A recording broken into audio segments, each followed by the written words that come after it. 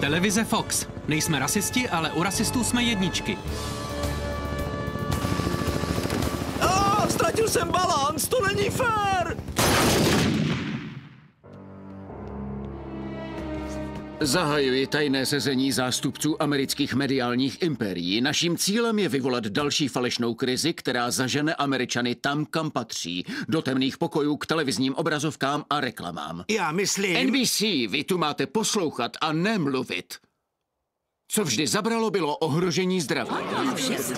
Nová nemoc. Nikdo jí neunikne. Bude jako žralok v moři, jenže místo žraloka to bude epidemie a místo moře bude všude.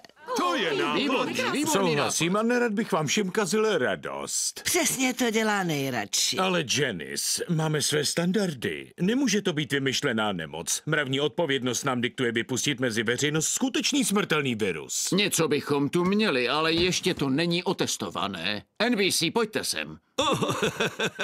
Víte, v testování samozřejmě věříme, ale já... Páni!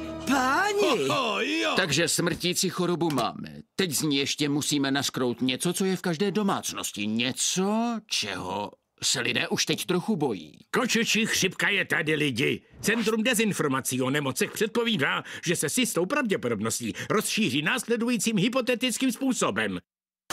Takže buďte bdělí, protože to hřejivé klubíčko na vašem klíně vám může způsobit rozklad měkkých tkání.